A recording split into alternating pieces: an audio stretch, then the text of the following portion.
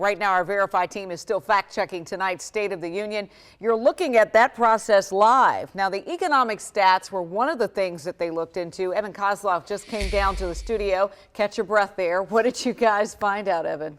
Well, yeah, such a big focus of this speech was, of course, as you guys have been mentioning, the economy. President Trump talked quite a bit about some of the positive trends this country is seeing. So we got pretty deep into the numbers here to verify some of the claims. Let's start with this example right here. He said, quote, after losing 60,000 factories, and that's factories, not factory jobs, under the previous two administrations, America has now gained 12,000 new factories. So is this true? Well, our team looked to the data from Bureau of Labor Statistics, and without getting too bogged down by numbers here, we can tell you this.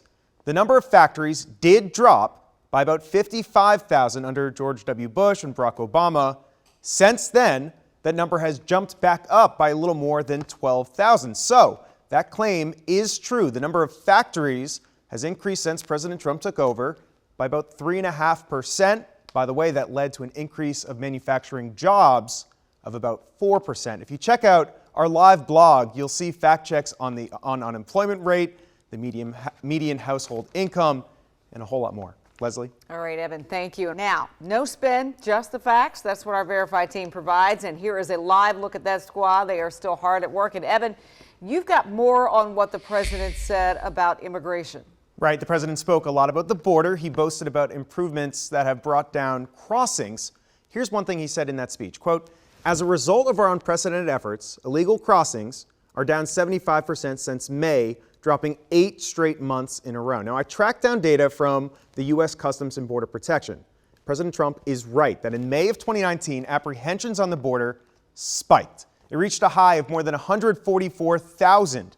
Since that point, the number of apprehensions has dropped each and every month.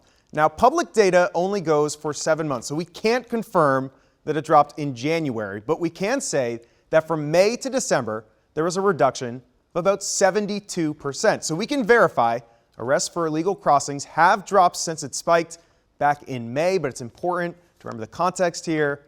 Those numbers are still higher than this point about 2 years ago. Leslie? Context is always everything. Evan Koslof, Mike Valerio, Adam Longo, thanks to all of you. You've been watching breaking news coverage after the State of the Union address on WUSA 9.